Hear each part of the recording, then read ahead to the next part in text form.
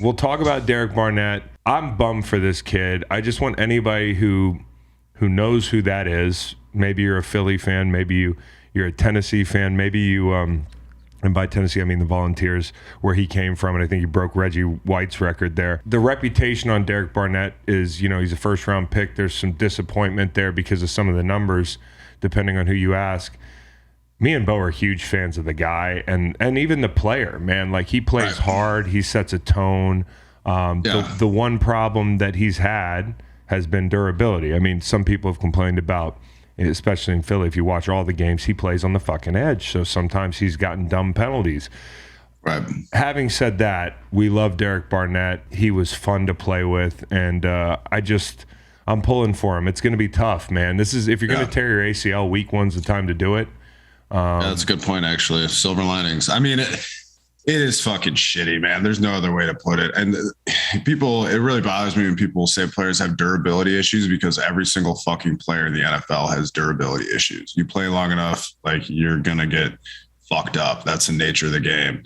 But DB is has been a really good player for, the Eagles. And obviously we're a little bit biased, Chris, but got to feel for him. It's fucking hard. It's going to fuck up the D-line rotation a little bit for the Eagles. And a little bit of a morale, That's why I was in week one. Yeah, that's why I was getting the U up mentions. But speedy recovery to our guy, Derek Barnett, who we are definitely big fans of. Seattle, Denver, okay, like right off the top, man, like that game was wild. I'm just going to tell you how I feel about it, Bo. Well, first off, let's start with the boos. Do you think the boos, how do we feel about Boogate up there? Because I don't fucking get it. I don't know. I mean, what do you tell me how to feel? I don't know. Yeah, on one hand, it's like, am I even surprised? Not really. Okay. I don't know. Well, I was surprised. I didn't know they had it in them. Like, I know because I played there once a year that's an extremely loud place to play. And I know they're kind of fucking crazy. They have that kind of like... Dude, it's like booing Big Dick Nick at the Link or something. Well, even more perplexing, because the guy was there for a decade and was like... Right. He was a big part of the community and all that stuff. And hey, listen, I know they shopped him a little bit, but the guy wanted out.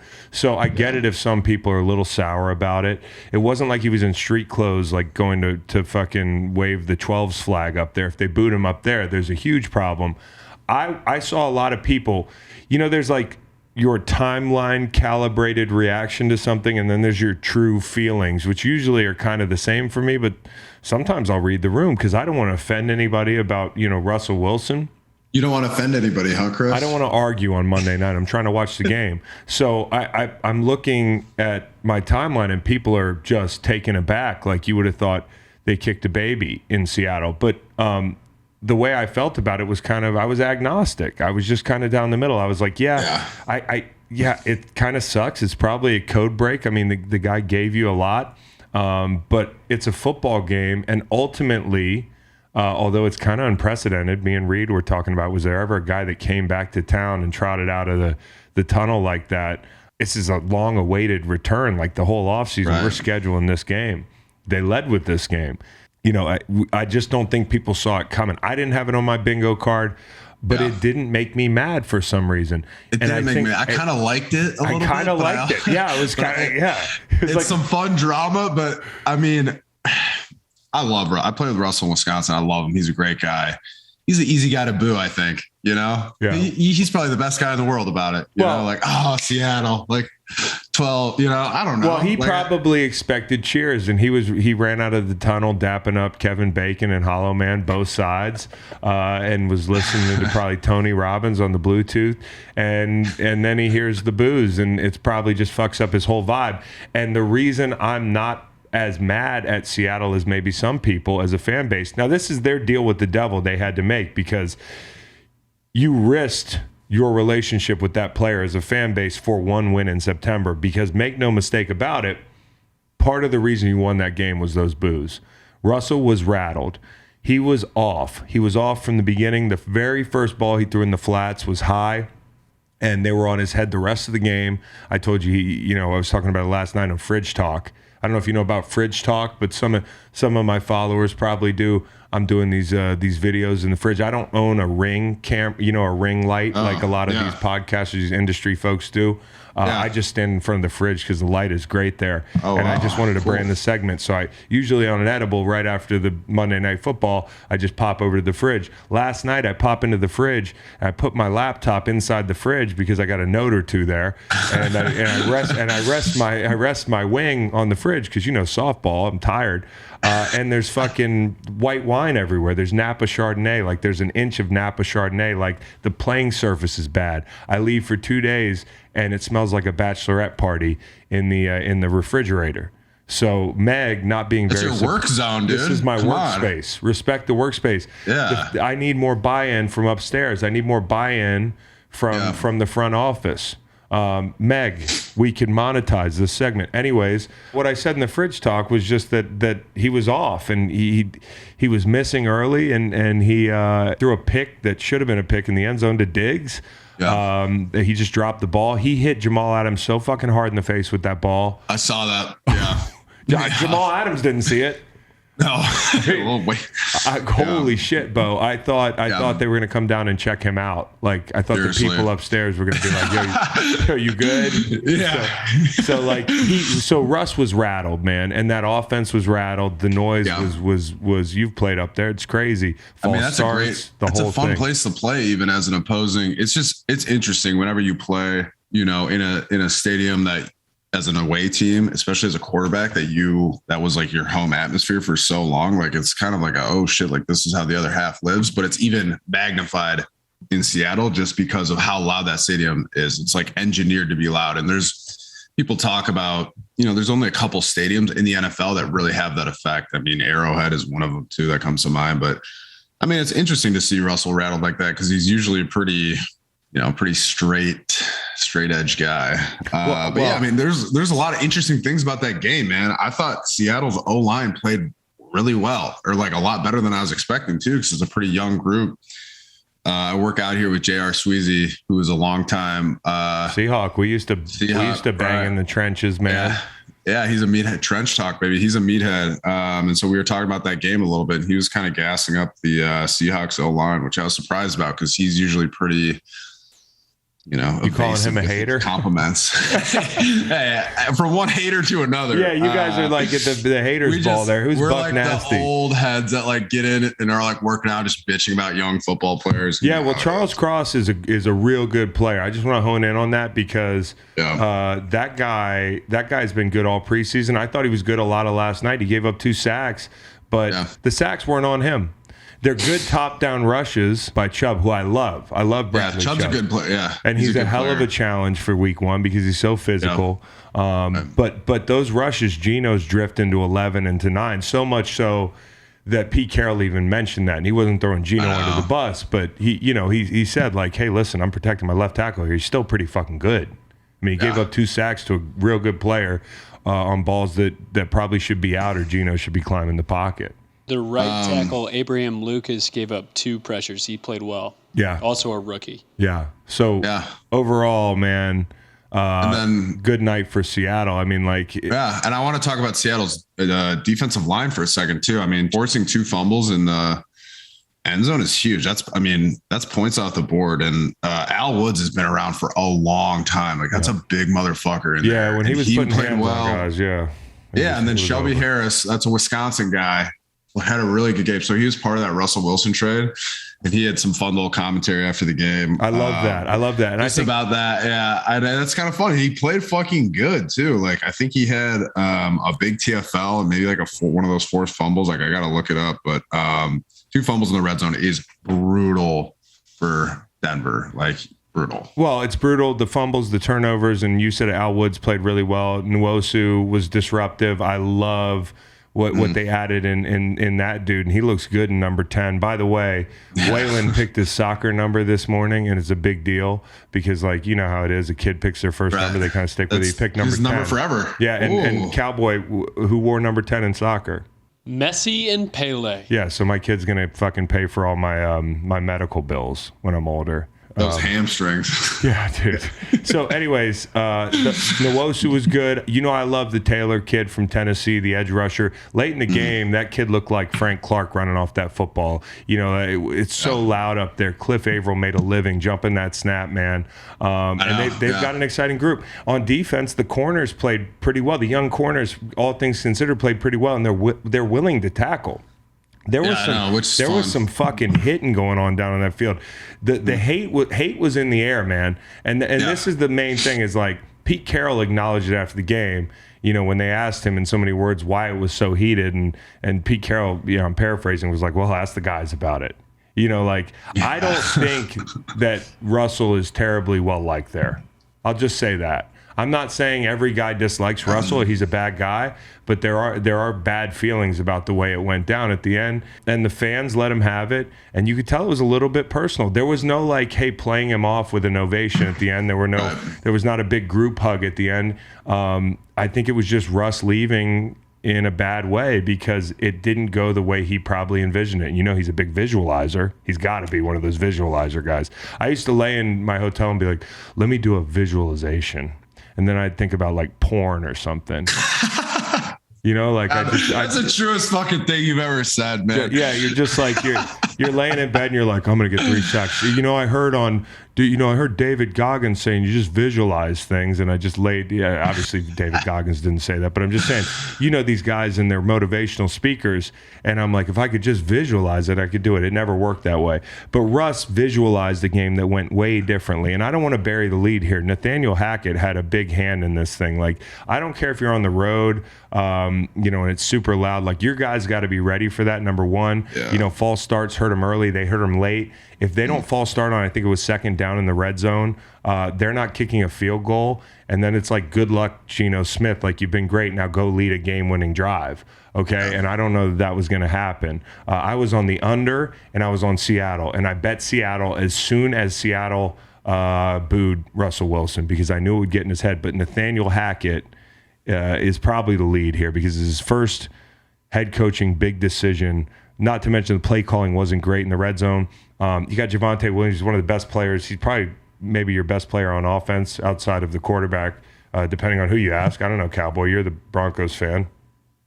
I'd say so. Yeah. I mean, the wide receiver group is really good, is really, really strong. But you saw him in the running game and in the passing game. Third down, he bailed him out a couple times. Exactly. I do want to shout out that linebacker for the Seahawks who made that play. On the screen pass late in the game on that last drive, because if it's not for that play, I think they get the first down eventually, and he affected down and distance. That was big, but Williams was big. A lot of yardage that he got back on third down. He bailed him out a few times, and he was dropped in coverage a couple times. But Nathaniel Hackett deciding to let McManus boot that ball from the fish market was man, it was a 64-yard field goal. Sure, at Mile High, the air is a little thinner, but you might want to take into account that, this guy's 1 of 8 north of 60 yards. So what you're saying out loud is that your quarterback, who you just basically married, you guys are married now for as long as you're going to be in Denver, okay? This is the honeymoon. It was like the couple in White Lotus is how that honeymoon went.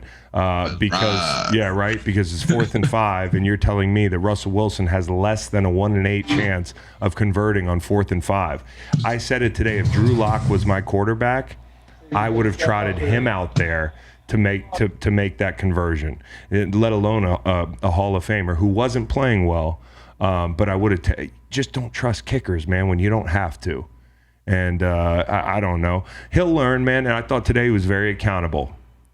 Nathaniel Hackett was. You got to be proud of that in your head coach. Are you going to like Nathaniel? Well, how do you feel as a fan, Reed? Are you like, fuck, here we go with this guy? Or are you like, you? At first, right after the game, it was like, oh, here we go again. This is going to happen week in, week out. This is going to be a tough time. But we responded well to in the second half. The Broncos only allowed 34 yards. And Russell Wilson became only the second quarterback to win 100-plus games with the franchise and then lose his first meeting against the franchise in the Super Bowl era. The other quarterback to do so, guess. It wasn't Tom Brady. It's Tom Brady. Peyton, right? It's Peyton? Peyton Manning. Is it Peyton? Yep. Yeah, because they lost when he went back to the Colts. To the Colts. When was that? 2013. That was that primetime Yeah. game. It was super high scoring. Yep. Andrew Luck beat him. Yep. I remember that. I remember watching that in St. Louis after one of my. That's a great trivia question, Cowboy. So as we move on, I want to say this. I didn't pick the Broncos to go to the playoffs. I'm not taking a victory lap, but it color me shocked they went on the road to Seattle where it's ungodly loud and didn't play well. They're not as good as people think. They need time to grow. And Seattle's probably Geno Smith allows them to play with a high floor. And there's some young, exciting players on defense, so maybe they're better than we thought.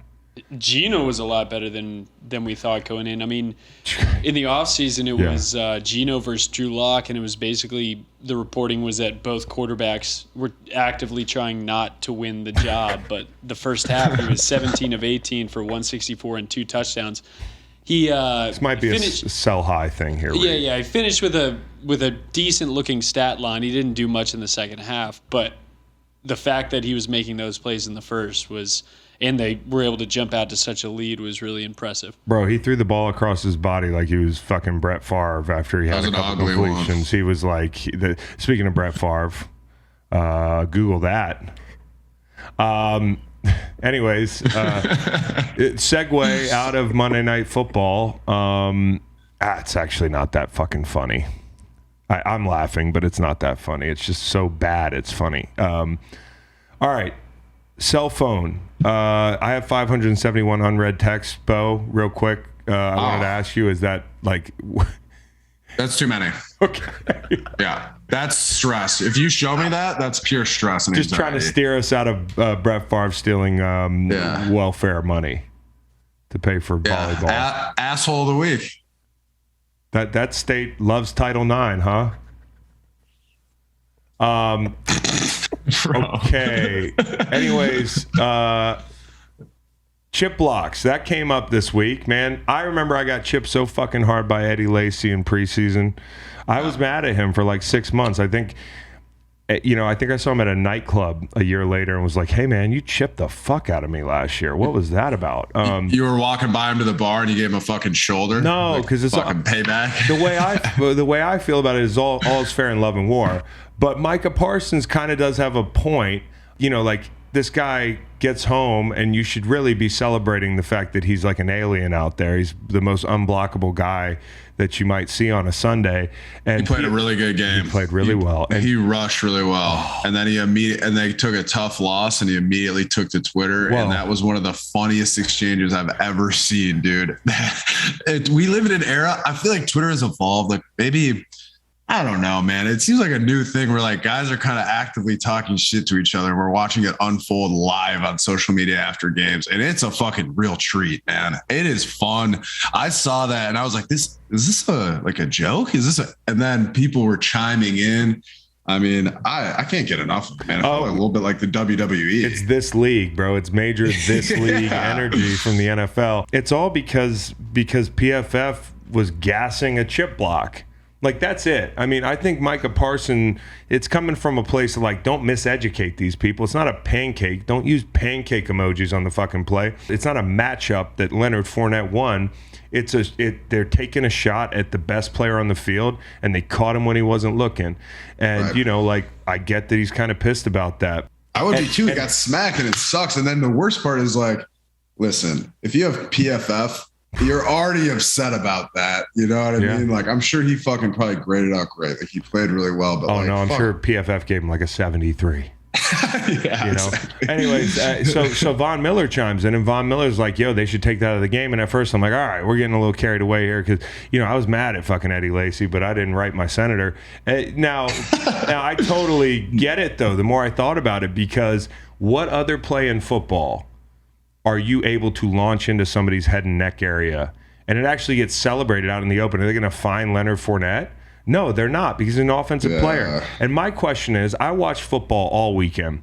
Okay, I saw them protect Baker Mayfield in the end zone. A guy landed on Baker Mayfield in Carolina. Flag. I saw Brian Burns engaged in the same game. Brian Burns engaged with Jedrick Wills, and taps Jacoby Brissett in the helmet. Jacoby Brissett wasn't supposed to take snaps this year. That's my guy. But who are we protecting here? How much money is Micah Parsons worth to the fucking league? He's the best player on the team in your biggest market that's dying right now from a football standpoint. And you can't protect this guy?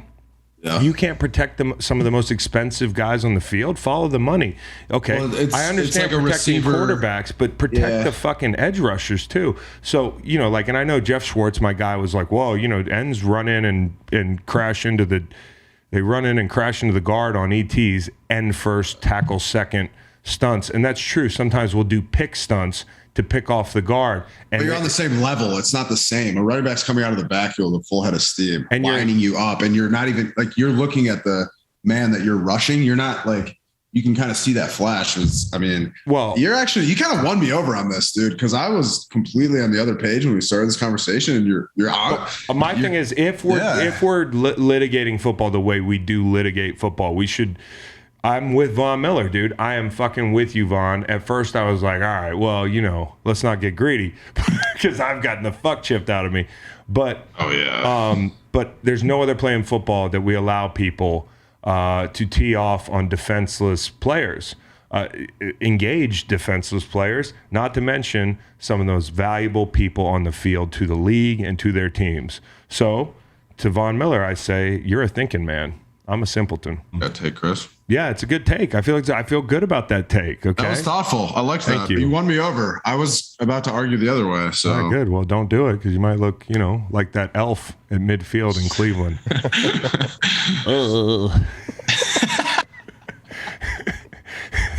It's not an elf. That thing's Brownie. Yeah, Brownie. That thing's got cut that noise up and like play it every time someone says something. Like.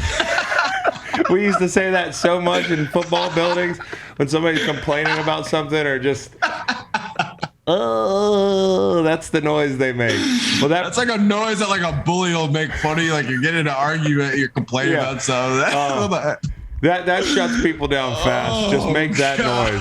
Yeah, that's the Brownie noise. Well, that elf, man, it's got major take my strong hand energy. And I asked Reed to look up where it came from. It came from northern England. Back in the day, there was a fable of sorts. The people in northern England, the blokes up there thought that there was this little elf creature that came in the middle of the night and did all the chores. So when you woke up, your house was all tidy and shit. I need one of those. Fuck. Yeah, dude, that's better than a Roomba. Honestly, you're killing me tonight, man. Oh, thanks, man. Thanks. Okay, shit. We've got some Miller Lite mentions, man. Hey, Miller Lite. I don't have to enjoy it once a week. Why should I have to enjoy the mentions once a week? I mean, so we hand out mentions on Monday mornings. You heard some of them. Can I start? Yeah, dude. I want some Miller Lite. If being part of the Miller Lite mentions gets like Miller Lite to send a fucking case of beer to my house, send you some product. Perfect. All right, I can test that out for us. Can I go? Are we ready? Yeah, you were talking about there was one that you were floating. So this is one I was floating. Last time I was on the pod, I was talking about Beefcake of the Week. Mm-hmm. And I think I was talking about Javon Kinlaw from the 49ers, who was walking off the field looking like a goddamn Uruk-hai from Lord of the Rings, yoked out of his mind. Uruk-hai. Fucking, yeah, that's... Anyway, so yeah, Beefcake of the Week. Does like Lord of the Rings porn get you off?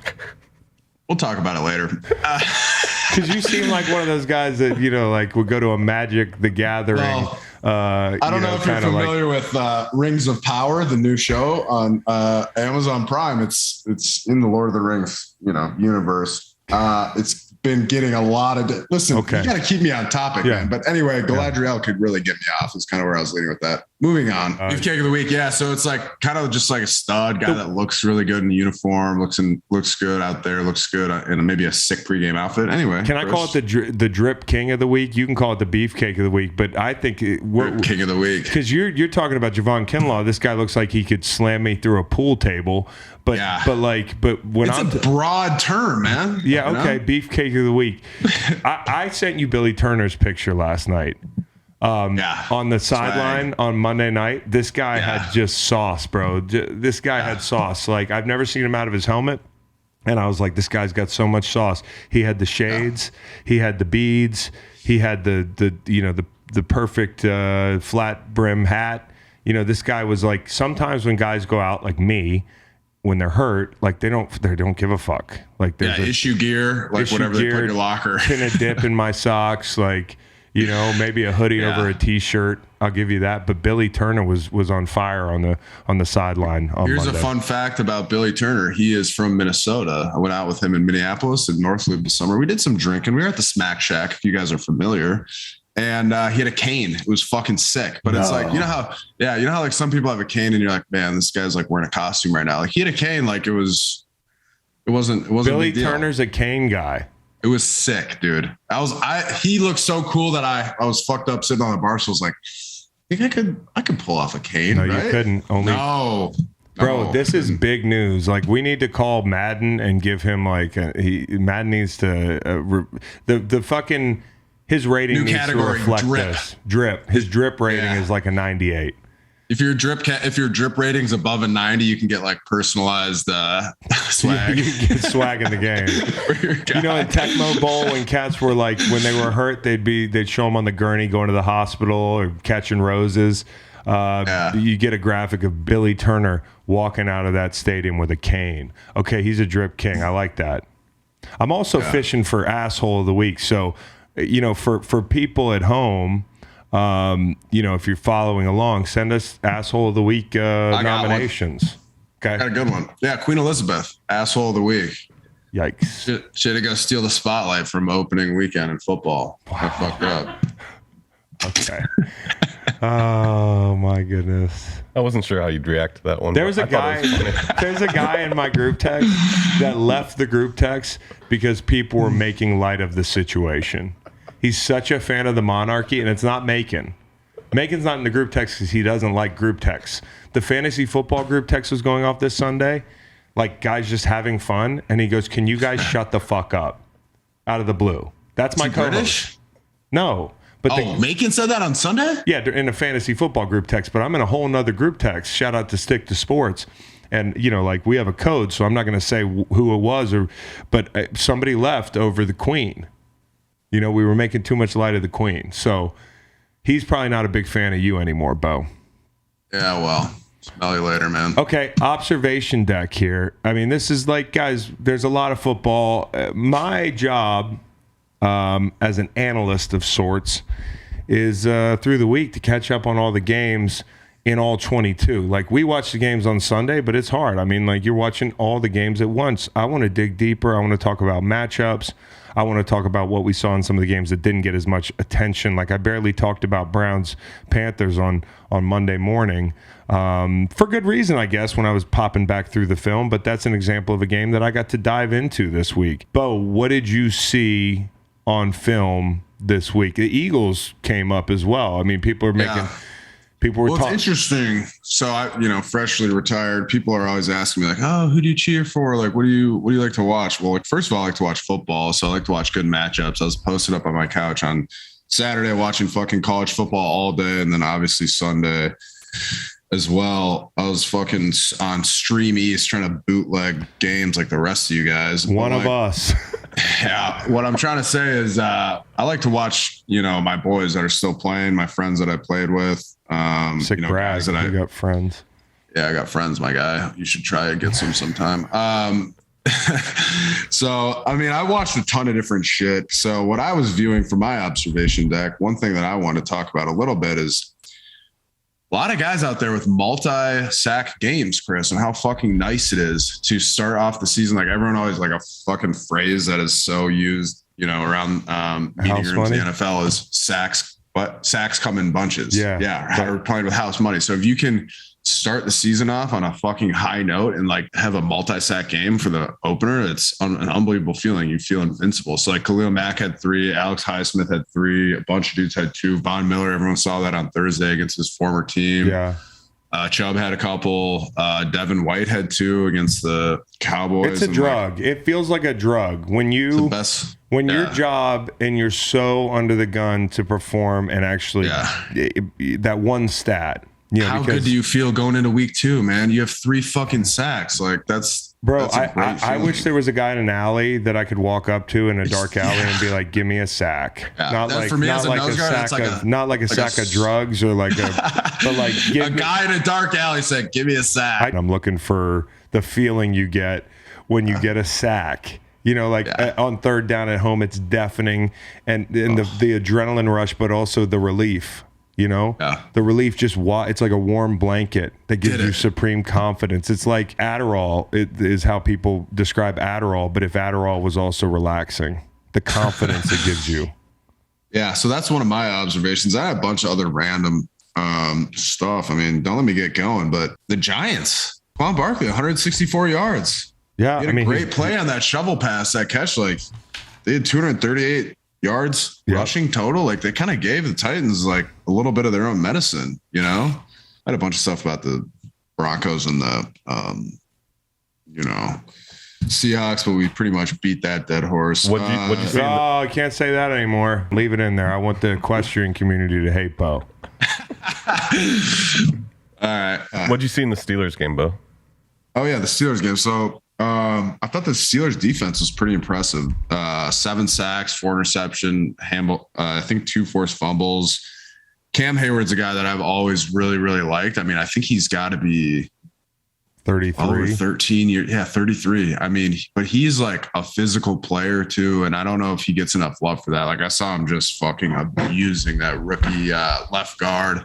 And then, I mean, it was just fun to watch him. So I want to give him the Man Dog Award of the week for just being like physical, fucking good player. I don't know I know he's a pretty celebrated guy, but no, you know, I think impressive to watch. I think what hurts him, and nothing hurts him because I think most football fans know he's one of the premier players we have in this game and has been like wildly consistent. But Cam Heyward is he's a throwback interior guy. Like, you know, he's not this twitchy. Well, he is twitchy, but he's not this like one gap guy. He's not super sexy. I mean, in a way, but he played fucking good, man. TJ Watt obviously gets a lot of love on that defense, and unfortunate injury news with maybe a little bit of silver lining. I thought I saw something today that he might be back. Yeah, he might be back. That's a big deal. And Highsmith played really well. You know, we were talking about that. Too. So yeah, the Steelers, they're going to get the Pats this weekend, and that's a game I'm really interested in. The Steelers, and I damn near bet that over win total. I talked about it. I didn't bet it. Silly me. They might start 2-0. I think they probably start 2-0. But yeah, no, the Steelers had a big win. I wanted to talk about Browns Panthers because it was interesting. It was one of those games that kind of gets lost, but the storylines there were obviously huge. It was just we were busy doing other shit.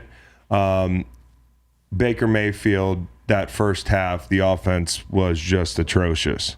I mean, bottom line, it came down to, and I don't know if you saw that, I referenced the hit earlier, the Brian Burns roughing, but they basically won that game, and I have no idea how they won that game. I'll tell you how they won that game. The Browns blew a couple coverages. I mean, that was kind of where they had most of their production in the pass game, and the thing that struck me about that was Ben McAdoo. You know he's a quick game guy, but early in the game they took 0 chances, and I don't know if they were picking up on this in the booth, but Myles Garrett is the reason the ball was out fast and the play clock was sped up so heavily for the Panthers. They got this left tackle Ike Ekwonu, who's been a little bit under the crosshairs. It's early. He's a rookie tackle. But his first challenge is Myles Garrett. And when I tell you, and Bo, you know how this is. We talk about getting into rhythm. We talk about like playing with house money, getting a sack early. Good too. It's really hard the first game to get in a rhythm. It's even harder when the ball's out quick. It's even harder when you never get a one-on-one. I mean, they did everything they could. Chips, condensed splits, where they kind of put a tight end right outside the edge guy and just look at him just so he thinks like maybe he's going to chip me, maybe he's not, which is terrible. And it just kind of changes your rush path. And he's so wide that you can't be outside him. And he, like you said, the rush path changes, so you got to tighten up in and split between the tackle and that split down tight end or wide out. They were throwing bunches at him. So what's so impressive about that is knowing from experience how hard it is when you finally get your one-on-one and you never know when it's going to come. You know, like the feeling of rushing, thinking, and then all of a sudden it's time not to think at all. Miles, the first second he gets a one-on-one, just, you know, ghost techniques, this cat. I mean, it's a 300-pound guy, 6'5". I mean, he's not 300 pounds, but he looks it on the field. Ghost techniquing a rookie tackle. If you're Ike Ekwonu, you're like, what the fuck have I gotten myself into? I've never seen anything like this. He had 2 sacks in a row in the second half. So, I mean, go back and watch that if you want to see what the most impressive base defensive end with a traditional body type looks like in the NFL. There's other guys like Micah Parsons is a linebacker, right? TJ Watt, linebacker. I talk about Daniil Hunter. We were talking about him off camera. I mean, like, that guy's a total stud. How long he is. But nobody is he's built like, you know, you said he reminds you of Julius Peppers, right? He's got that kind of build. He's got that old NFL-based defensive end build. Like, he's a big body. And I mean, Chris, I have a great body, so it's like, you do. You're right. There's no one else I'd want to be. Yep. But if I didn't have a great body that I have, I would want to be. That's true. Because he's fucking long. He's so explosive, but he's also really, really strong and powerful too. He's strong and powerful. And listen, I didn't watch a lot of other guys on that defense, but I just want to, if you want to see what it looks like to get a ton of attention in the NFL as a rusher and respond perfectly to it when you get a crack of daylight to shoot through that gap. I mean, this cat was like undefeated when he got a one-on-one. It was impressive. So Icky's going to feel a lot better next week, whoever they play. I was going to say, don't forget that they have Clowney too on that front. So, like, he's going to get a lot of one-on-ones, man. Like, let's watch that unfold. No question. That should be fun. And another thing for the Browns is, like, hey, Jacoby runs the offense, but you can see it. I mean, he misses some opportunities. I mean, he missed Kareem Hunt. Kareem Hunt had somebody beat. You know, he missed Coop a couple times. Cooper, I almost feel bad for because he left thinking, I get the massage king to throw the ball to me, and he's real good. But then he gets suspended for a long time, and I don't know how this is going to affect his money. How long is his deal, Reed? Amari Cooper? Because he got targeted a few times in the first half. It just looks like it's going to be really hard to get him the ball. And for a guy that you paid a lot of money, you didn't expect that you wouldn't get much out of him, and it's not his fault. So he's got time. I mean, this is going to be a blip on the radar screen for him. But he was having a hard time getting the ball. But Miles, even when he wasn't getting chipped, he was like, he blew up an insert play. He forces a hold. They moved him around. They moved him inside to hide him. Like, he's impressive, man. If you want to see a guy that takes over a game and they talk about him all week in film, go look at Myles Garrett. I mean, there's other guys. We talk about Khalil Mack. We talk about, you know, all these cats that had big defensive impacts this weekend, but nobody has a bigger impact without even stepping on the field than Myles Garrett. But as I said, Baker, that offense, the first half was atrocious. You get to the second half of that game, they start running the ball on first down a little bit more. You know, that last drive that they got points, they mixed in some RPO, some screen game to McCaffrey. You know, Baker ran RPO really well in college, right? That's what he did, right, guys? So, like, if you can mix some of that into what they do and he can get comfortable, I think they might be okay. But he threw a bad pick in the first half too. So you're kind of trying to figure out who this guy is. I thought it was an interesting game because of all the storylines. That's where I am in my film study this week. I had to watch Browns Panthers right up until I drove over to softball, and maybe that's why I pulled my hamstring. I didn't go through my stretching routine. How about Tampa Bay, Bo? What about that defense, man? You watched that the other night. Right, yeah. So I'm down here in Tampa, and I got a lot of buddies on the team still and love fucking watching them just so I can call them up on Monday and shoot the shit with them. But I actually do love that defense. We were talking about that this summer, Chris, when we did the NFC breakdown, what it would be like for Bowles to take over. And I really like Todd Bowles, man. My buddy Carl was bragging to me that the Tampa defense is the only team to hold in the NFL to, you know, have their opponent not score a touchdown, which is, you know, not a small feat at all. But a lot of guys played really well. That, like I said earlier, Devin White had 2 sacks. I don't think the Cowboys really did much at all offensively, and obviously Dak got hurt, which is a factor. But I don't know. I thought the defense played really well, and offensively, they did a good job too. I mean, the Bucs offensive line is a little banged up. Donovan Smith, I think, injured his elbow and was out for a lot of the game. And we talked about the offensive line too with Hainsey and their left guard, Gedeke. But I think they actually played a lot better than I was expecting them to, honestly. Like, they ran the ball pretty well. Yeah, Lenny had a big day. Lenny had a big day. He ran the ball well. He chipped the fuck out of Micah Parsons. Did you hear Todd Bowles when Donovan Smith, like they were talking? This is always interesting when it comes out and it says the head coach says it's a pain tolerance thing on this elbow. Yeah, like that's such a thing. If I was a player and I'd be like, my what coach said that, I'd be like, God fucking damn it. Like, that's, your coach is like basically just calling you a pussy. I don't want to say that because I don't know. I think Donovan Smith's probably a tough guy, but I feel like it's just he's calling the injury, minor enough that, hey, it's on you, player. Yeah. Which is a tough deal. So yeah, they looked fast, man. They looked good. I thought the defensive backs for the Bucs played really well, man. And I mean, everyone's talked about how the Cowboys don't necessarily have all the offensive weapons. But I'm a big fan of the Bucs defense, primarily a lot because I played in it, but I really like the defense. I think they got some fucking good players. I mean, look at Devin White's really good. Levante David, I think, is the single most underrated player in the NFL, which is a big statement, but it's true. Carlton Davis is, I think, a really, really, really good defensive back. Shaq Barrett can rush really well. My guy Vita Vea had a sack. He's a fucking monster. Shout out to Carl Nassib, really good fucking player. Nassib. It was fun to watch. I'm not much of a Cowboys guy. I think they might. We'll see how they do this year. I think they're going to do terribly. And I don't know that they're even going to go out and pursue a quarterback. I don't know if I would. I wouldn't. Let the thing burn down. Like in a forest fire, sometimes they'll be like, you just got to let it burn. Controlled burn or something like that. That's what Jared needs to do. All right, how about in the top of the NFC East, the Eagles? Yeah. So we talked earlier, like I was saying, like, who are you a fan of? Fucking Eagles, obviously. I'm sitting here looking at my Super Bowl jersey right here. It's not bad. A little biased. Guy's not living in the past. Yeah, get out of the yearbook, Bo. But it's like a lot of that. You're in your kitchen. Why do you have a Super Bowl jersey in your kitchen, man? Yeah, I'm just whipping up some pancakes wearing my ring. But no, so I actually, I watched the defense, obviously, but I got a little bit more involved in the Eagles' offensive run game than I was expecting to. Overall, I thought it was pretty fucking good. I mean, first game of the year, they ran for 216 yards. They sealed it in 4 minutes, and they had a nice little quarterback sneak to kind of tie the game off. A lot of positives there. I mean, I think the Eagles O-line is fucking good.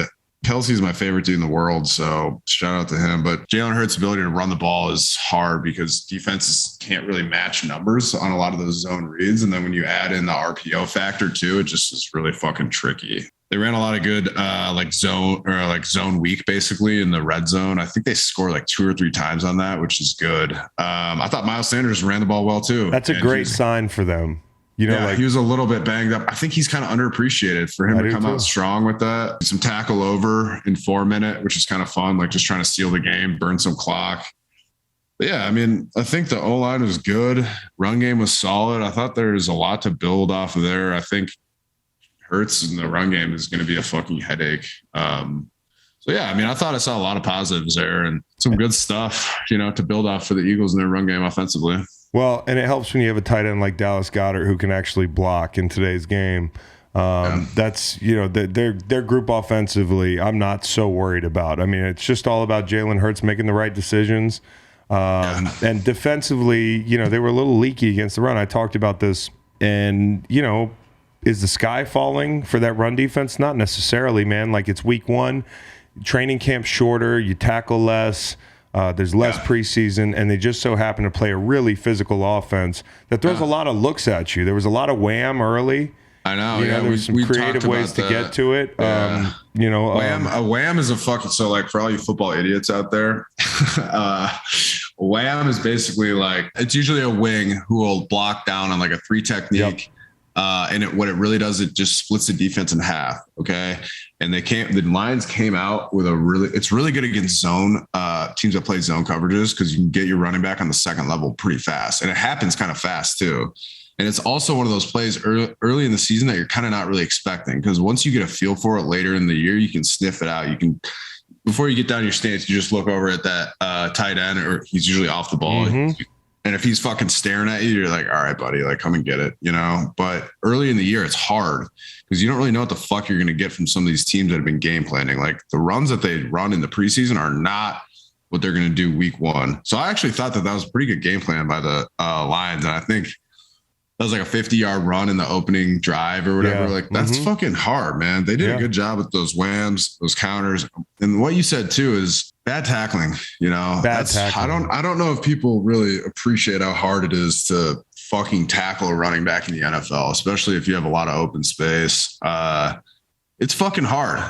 And here's especially early in the year, you got to kind of get a feel for it. Like the tackles, like the routine tackle later in the season is, you know, you just kind of got to you got to do it. And it's like almost like your first time really doing it. I don't know. Well, like, it feels that way in the new NFL because the CBA changed everything years ago, and every CBA there's less and less contact and that sort of thing, and we love it. But the hardest thing is when a team goes out and lays an egg like this tackling. The coach always comes out the next day and is like, we're going to get better at tackling today. And then they like break down into stations to tackle like bags. Or do drills, like just do these half-speed drills and stuff. So we're going to spend 5 minutes at the front of practice to tackle. You know, and like they just cross that off their list. Yeah. Like, oh, we did it. We'll tackle well. Like, shut the fuck up. The hardest thing about tackling for a group that's not doing it well is like you can't necessarily risk being injured in practice learning to tackle in September or October. The best time to do that is August. So if you're behind the eight ball a little bit, the only way to get into that rhythm is gameplay. And so it kind of just depends on who you draw early in the season. That's why. You know who I talked about Carolina and Cleveland earlier, tackling Nick Chubb and fucking Kareem Hunt straight out of camp, right? Oh my gosh! Not only was it hot probably down in that field, but that's when you have to take. They killed him in time of possession. When that first bus ride home, how sore are you after a football game, bro? Because it's hot, teams are pounding you. The box was loaded all day. They knew what was coming, and those two backs were physical. And I know the Eagles defense felt that game because that's a physical group. Now, I was somewhat impressed by the Lions offensive line. I mean, a lot gets made out of the teams that are on Hard Knocks, you know, just because like you get so much media exposure to them. Bias, the Hard Knocks. Exactly. And you're kind of like fall in love a little bit with some of these. You just get a little hyped about it because you feel like you have good access to these players. And I never really buy into that. But I actually thought the Lions looked pretty fucking good, man. I thought the O-line played pretty well. They're going to be good, some good fucking backs, dude. So I mean, if we can talk some more specifics if you want. Well, on defense, the lead in Philly is play Jordan Davis. I read a tweet earlier, Jordan Davis, and we love Jordan Davis. We had him on the show. I think he's a stud. I think he's going to be a really good player. And I'm glad they picked him. But, like, let's not conflate, you know, Jordan Davis being on the field with Jordan Davis being the reason for you know, holding them to 44 yards on 15 carries.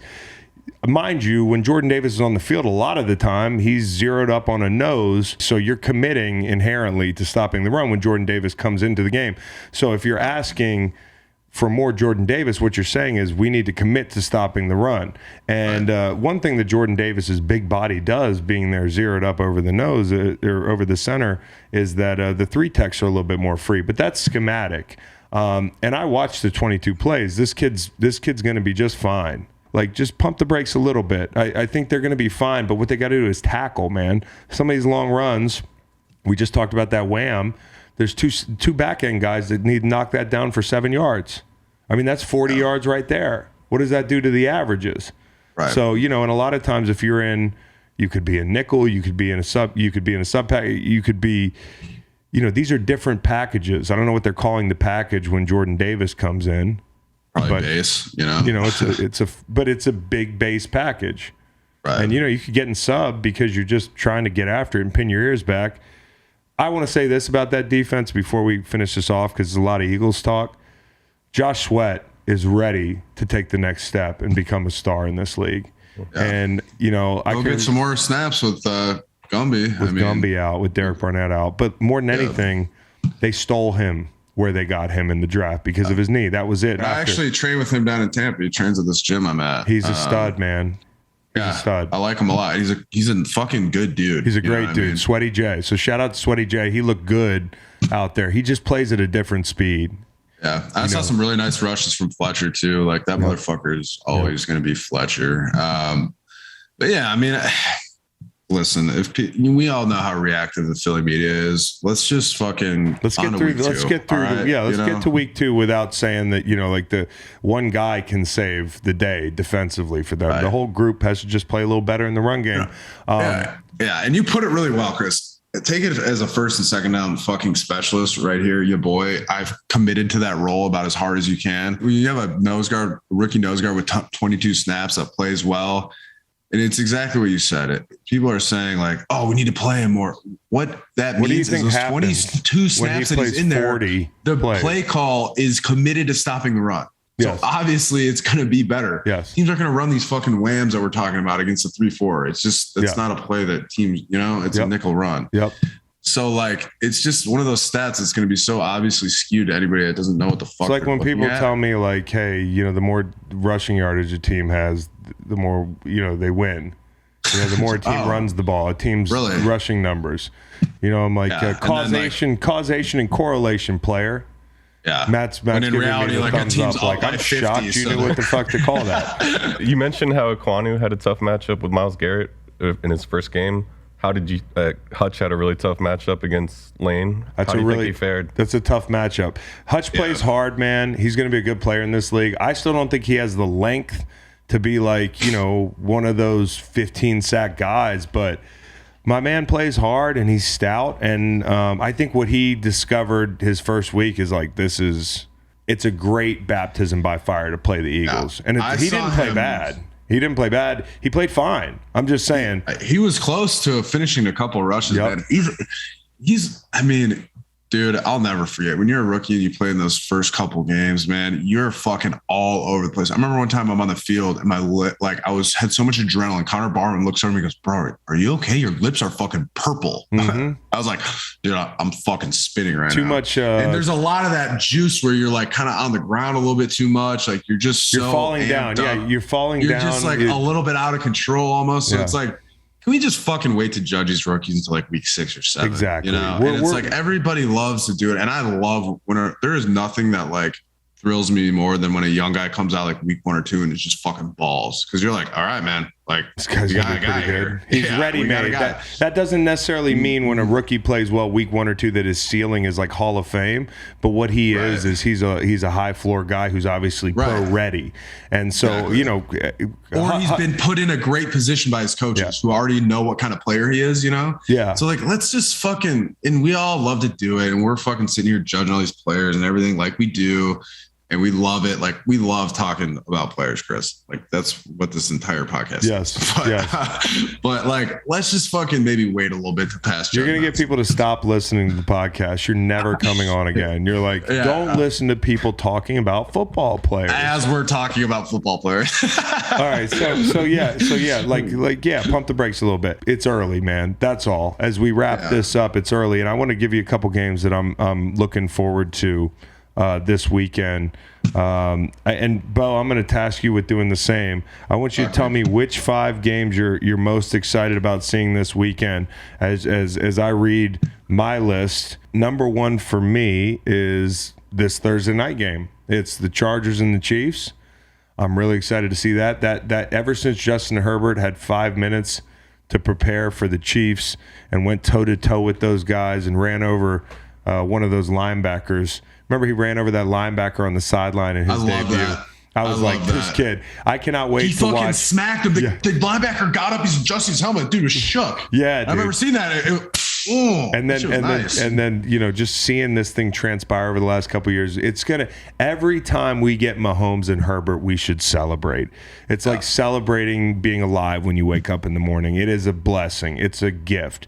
The fact that the NFL gods put Justin Herbert and Patrick Mahomes in the same division, and their uniforms are so beautiful, and it's just going to be awesome. All right, so, Mom. number 1, Chargers, Kansas City. Number 2, Vikings, Eagles. That's going to be awesome. I want to see Lane Johnson in that offensive line against Hunter and Big Z, Zadarius Smith. I want to see the corners and what kind of plan they have for Jefferson, because the Packers back end thought they had a plan. Tampa Bay and New Orleans is my 3, because that's always a fucking slugfest. That Saints defense has owned the Bucs offense, so we'll see the Bucs down a couple guys if that's going to be any different, and it's going to be in New Orleans. You think it was loud in Jerry's world? Yeah, it ain't loud in Jerry's world. Okay, that's a fun place to play, man. It's dark. There's like these fans that are just rabid right on top. Yellow lighting. There's a bunch of yin yang twins. Here we come to get crunk. And then stand up. And Drew Brees is fucking waving his arms and shit. Not anymore. All right, 4. I'm going Miami and the Ravens. I want to see Lamar play his future team. And then San Francisco, Seattle. And this is a gambler special. Not only am I just on the edge of my seat, I need a win. I picked the Niners to win the West, right? So people are taking victory laps on me because Trey Lance couldn't throw a fucking ball in a last Boy Scout monsoon. I mean, like you would have thought Wesley Snipes was gonna shoot somebody running towards the goal line. Am I thinking about the right? I thought it was Damon Wayans, but Damon Wayans. You would have thought Damon Wayans. I got the here's what I always get mixed up: the 2 most unrealistic rain scenes in movies, Last Boy Scout and The Fan. Right? The Fan. Totally. Robert De Niro stabbing a player in the fucking steam room. Dude, that movie was out of control. But the most out of control part of that movie was when they're out there playing through a fucking monsoon. But yeah, there was a lot of rain out there. I'm not judging anybody with that much rain on the field. But here's the big ticket, and I'll give this one out early. San Francisco given 10 points. But last night, towards the end of that football game, Monday Night Football, Seattle's going crazy. People online are like, Seattle's pretty good, huh? I'm like, bro, the Little Giants might be able to win with that crowd. Okay, I've seen crazy things happen at that stadium. Let's pump the brakes on Seattle winning the West. Whoever they play next week, I said I'm going to bet that other team. And this is perfect because you can buy low on the Niners. That's a lot of points, right, though, Chris? Yeah, put your nuts on the table. That's what this thing's about. You're talking to a guy who's won 8 out of his last 9 NFL bets. Okay? I'm on fire. Can I say something real quick, Chris? Yeah, hold on. Lane's FaceTiming me. Let's see what he's got. Ooh. Yep. Son. Hey, you breaking down film? What are you doing? Beau Allen's on FaceTime. You got anything to say? He's on the podcast right now. You're on the pod. You got anything to say to him? Yeah, I want to see what that body looks like, son. Hey, I already know he's lost weight. I bet he's hitting that gym hard. Oh, he looks so fucking good. I didn't want to take shirtless pictures around him in Montana because I was like, damn, I look worse than him. God, I'm feeling fucking good. Feels in his does he feel a lot better now that he's not playing? Do you feel better now that you're not playing? No, I feel like dog shit still. He said, no, I feel like dog shit still. Dog shit. Let me call you after this one. Guys. So Lane checking in. So yeah, San Francisco, Seattle rounding out my top 5 games to watch this weekend. I'm excited, man. And winning bets makes you excited because you feel like, there was a time period my first 2 years out of the league that NFL football gave me PTSD more than when I played because I was losing like a lot of bets. And now I've learned how to do it. I've just learned how to do it. Can you teach me, Chris? Because this might be bad to admit on this podcast, but I low-key don't understand sports betting. Ask me a question. I mean, I'll just ask Calvin Ridley or something, but don't ask him. I guarantee you I've been betting more than Calvin I don't understand. It's so I made a bet with my buddy about the college football game, Wisconsin and Washington State, which we fucking lost, which is whatever. Don't wasn't going to bring that up. The line was like 17.5 or something. What the fuck is a half? How do you get a half point? What? How does this shit work? Oh man. Well, Bo, on a future segment, we'll break down all this gambling stuff.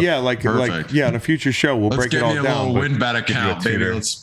But it's like nice. A full descent into degeneracy. Wait till I teach you about a teaser or buying points. You don't like that 17.5? Buy a half point. Okay, so give me your top 5 matchups this weekend. I mean, it's hard because you took so many of them, but like Los Angeles, Kansas City is a fucking no-brainer. And I was going to say Tampa, New Orleans too, just because Dennis Allen and the Saints defensively have kind of had Tommy's number, so that's a fun one to watch. But like, I'm trying to think of a couple others that you didn't pick. Washington and Detroit. Detroit favored for the first time in a game in fucking eons. They've been underdogs in 24 straight games before that. I want to see Miami, Baltimore. I think that'll be good. I'm gonna have to fucking pirate that one. God damn it! How are you supposed to get all these? Your games, list is dude? chalk. Yeah, you got to get Sunday ticket. Man. We'll put that in the contract. Yeah, perfect. Carolina, you're learning a lot. This is interesting. You're learning about being a fan, dude. I know. There's some annoying ass shit. People. Yeah, I'm on Stream East. I'm about to throw my fucking iPad through the window. I bought NFL Plus. I'm giving the NFL my fucking money. Fuck that. I'm pissed about it. Kelsey after the game, after it was like, hey, how'd we look, man? I'm like, dude, I fucking watched the first half live, and then I want to throw my laptop in a river.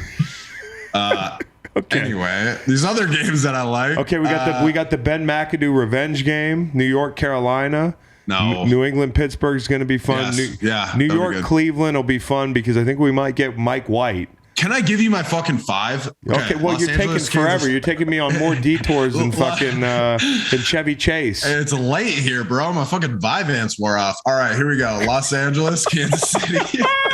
Okay. Is everybody on my staff medicated? Yeah, there's a talent. I'm talking about the talent. You all day. Tampa, New Orleans, chicken or the egg, motherfucker. New England, Pittsburgh. All right. I want to know about how Los Angeles is going to respond after that fucking loss. And then I kind of want to see Tennessee Buffalo because I think that's going to be a physical game. And I think those are two like-minded teams. Ooh, another revenge game because if everybody remember in the Pandy when they were messing with the schedule and Tennessee had a short week and people were like, they'll never beat Buffalo. And they proceeded to beat their ass and they whooped that trick, as they say in the state of Tennessee. They whooped that trick, and they stiff-armed Josh Norman. That was the Josh Norman stiff-arm game. Yeah. We didn't even mention Cincy Dallas, only because Dallas is not a good football team.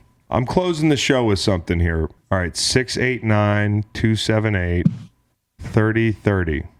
Okay. Hey, it's Ocho. You reached the Madden Ratings Adjuster hotline. Leave a detailed message telling us who you think should have a higher rating and why. Hi, this is Chris Long, former defensive end in the NFL. I used to rush the passer a lot, and let me just tell you, I was once like a 90 in your game.